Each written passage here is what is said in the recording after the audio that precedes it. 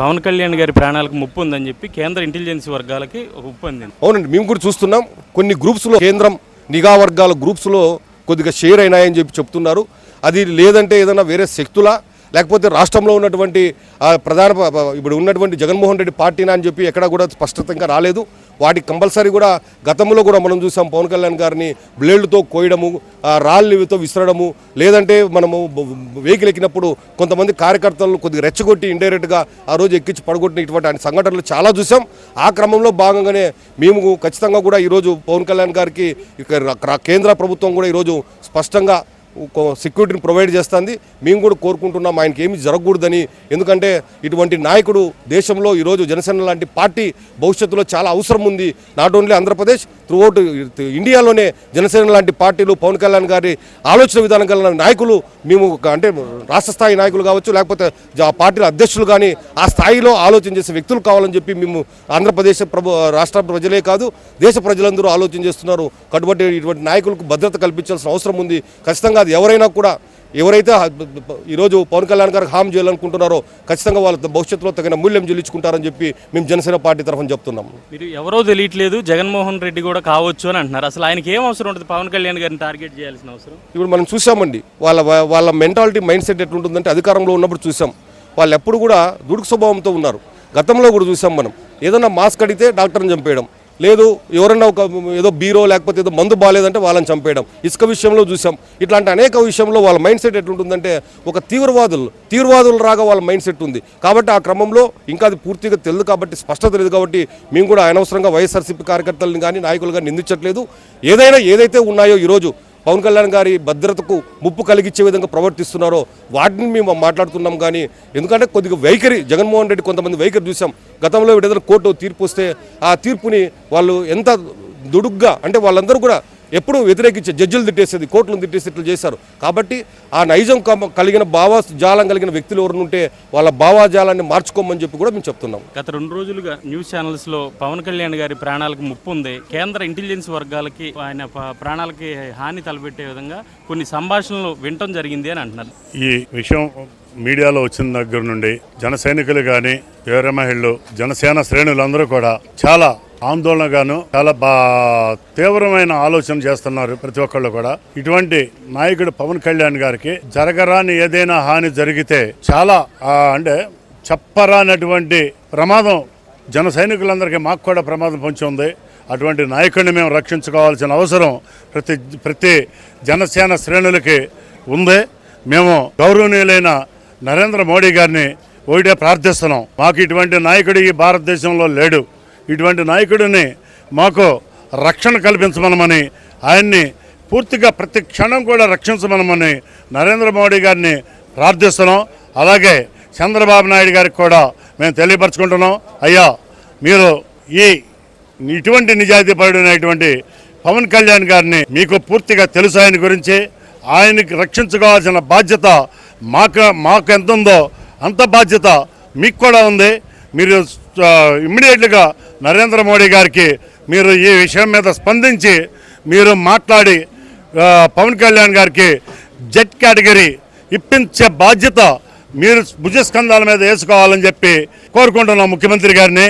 మీరు త్వరగా మాకు ఈ మెసేజ్ త్వరగా జెడ్ కేటగిరీ వచ్చిందని చెప్పి మా మనసులో పడే వరకు ప్రతి జనసేన శ్రేణులకి ఆందోళనగానే ఉన్నాం. దీన్ని ఇమ్మీడియట్గా స్పందించమని నేను కోరుకుంటున్నాను. పార్టీ పరంగా ఏం చర్యలు తీసుకుంటున్నారు? పార్టీ పరంగా మేము అంటే నా దృష్టిలో మాత్రం ఏదైనా సరే స్టార్ట్ చేయాలని ఉంది. పైకి నరేంద్ర మోడీ గారి వరకు తెలిసే వరకు మేము ఏదైనా ఒక కార్యక్రమం చేపట్టాలనే కార్యక్రమం ఉద్దేశం మాకుంది. అలాగే జనసేన శ్రేణులందరికీ కూడా ఉంది. ఏ విధంగా తెలియపరచాలో మేము ఒక నిర్ణయం తీసుకుని ఈ 2-3 రోజుల్లో ఒక ఆలోచన రాకపోతే పవన్ కళ్యాణ్ గారికి జెడ్ కేటగిరీ ఏవో ఇచ్చే మెసేజ్ రాకపోతే మేము తక్షణ కార్యక్రమం చేపడతామని చెప్పి మేము చెప్పుకుంటున్నాం. అసలు పవన్ కళ్యాణ్ గారి ప్రాణాలకి ముప్పు తలపెట్టే వ్యక్తులు ఎవరు అనుకుంటున్నారు? ఎవరుంటారో తెలిసింది అందరికీ. ఎర్రచందనం, బియ్యం ఈ రెండు కూడా వేలాది కోట్లు, లక్షలాది కోట్ల రూపాయలు ప్రజాధనాన్ని, మా ధనాన్ని, మన ప్రజల ధనాన్ని ఇతర దేశాలకు చేరేసేటువంటి ఈ ఎర్రచందనం దొంగలో, ఈ బియ్యం దొంగలో జగన్మోహన్ రెడ్డి గారి కనుసన్నల్లోనే జరుగుతున్నాయి. ఆయన యొక్క కనుసన్నల్లోనే ఇటువంటి దుర్మార్గులు తయారవుతున్నారు. ఎందుకంటే జగన్మోహన్ రెడ్డి గారు అంతకుముందు కూడా పవన్ కళ్యాణ్ గారి మూలంగానే మొట్టమొదట వాడిపోవడం జరిగింది. రెండోసారి పవన్ కళ్యాణ్ గారు ఉమ్మడి ఇటువంటి దుర్మార్గులను గెలిపించకూడదని కంకణం కట్టుకున్నటువంటి పవన్ కళ్యాణ్ గారిని మళ్ళీ పవన్ కళ్యాణ్ గారు కంకణం కట్టుకుని ఈ దేశ శ్రేయస్సు కోసం, ఈ రాష్ట్ర శ్రేయస్సు కోసం ఆయన మళ్ళీ ఉమ్మడి ప్రభుత్వాన్ని గెలిపించడం జరిగింది.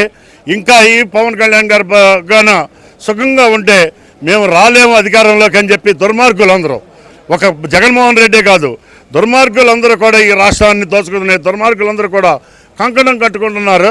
అటువంటి వ్యక్తుల్ని ఇమ్మీడియట్గా బయటపెట్టి వాళ్ళకి తగిన శాస్తి చేయాలని చెప్పి నేను కోరుకుంటున్నాను. థ్రెట్ అంటే సహజంగానే ఉంటుంది. యాక్చువల్గా ఏమైందంటే ఇప్పుడు ఈయన ఉప ముఖ్యమంత్రి అయిన తర్వాత పార్టీ ఆఫీసుని సందర్శించి జనవాణి గతంలో ఏదైతే కార్యక్రమాలు తను ఒక పార్టీ అధ్యక్షుడిగా ఉండి కార్యక్రమాలు పార్టీ ప్రమోషన్ కోసం చేసినటువంటి ఏ కార్యక్రమం అయితే ఉందో జనవాణి కార్యక్రమం, దాన్ని ఉప ముఖ్యమంత్రిగా ఉండి తను స్వయంగా ఫిర్యాదులు తీసుకోవడం అంటే అంతకు మునుపు లేని పబ్లిక్ తో యాక్సెస్ తనకు అధికారం వచ్చిన తర్వాత తన పార్టీ రన్ చేసినప్పుడు పబ్లిక్ కి బాగా దగ్గరగా రావడం అనేది చాలా అరుదు. ఎందుకంటే తనకున్నటువంటి సెక్యూరిటీ రీజన్స్, రకరకాల థ్రెట్స్, రాజకీయం అన్న తర్వాత థ్రెట్స్ ఉంటాయి కాబట్టి వాటన్నిటిని కంట్రోల్ చేసుకుంటూ ఒక సెక్యూరిటీలో ఉండి తన పార్టీ నాయకుడిగా కార్యక్రమాలు చేస్తే ఉప ముఖ్యమంత్రి అయిన తర్వాత ఆ సెక్యూరిటీస్ని కూడా బ్రేక్ చేసుకొని జనవాణి జనంతో మింగిలయ్యి ఆ సమస్యల పరిష్కారానికి ఆ వడివడిగా వేసే అడుగులు ఎక్కడ సెక్యూరిటీ విఘాతం కలుగుతుందో అని చెప్పేసి జనసేన సైనికులందరికీ కూడా ఒక రకమైనటువంటి ఆందోళన, ఒక రకమైనటువంటి ఆనందము ఉంది,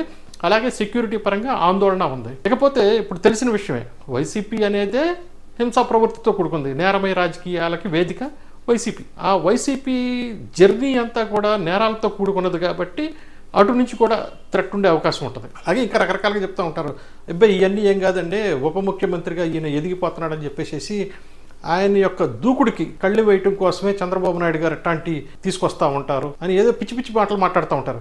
ఇక్కడ తెలియాల్సిన విషయం ఏంటంటే చంద్రబాబు నాయుడు గారు, పవన్ కళ్యాణ్ గారు వీళ్ళిద్దరూ వేరు వేరు కాదు, వీళ్ళిద్దరూ ఒకటే, వాళ్ళిద్దరూ ఒక మాట మీదే ప్రభుత్వం నడుస్తుంది, ఎటువంటి సందేహాలకి తావు లేదు.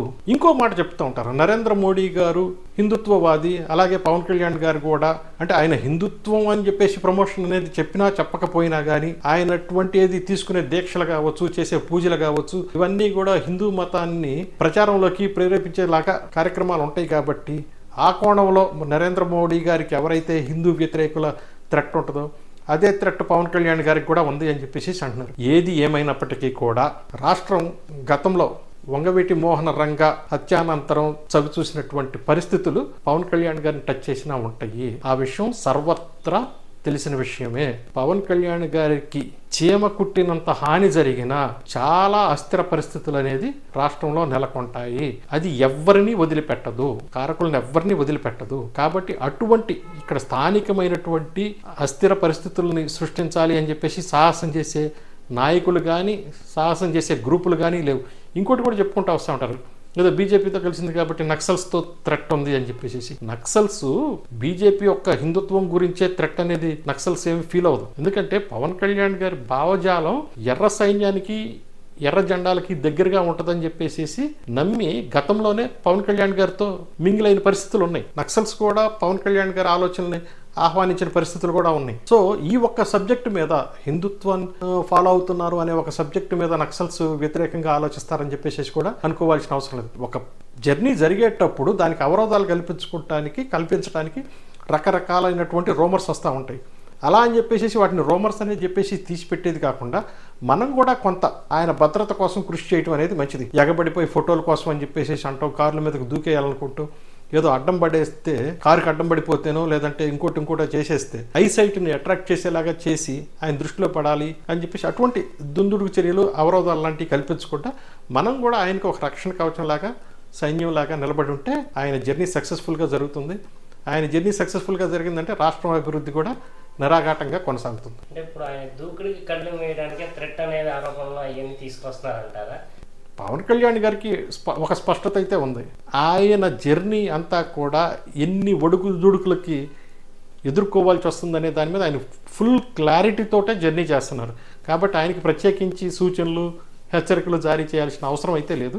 అలా అని చెప్పేసి ఈ జన సైనికులు వీళ్ళు కూడా అటువంటి అవకాశాలు కల్పించకుండా కొంత సంయమనం పాటించుకొని పవన్ కళ్యాణ్ గారికి అండగా నిలబడతాం ఉత్తమం.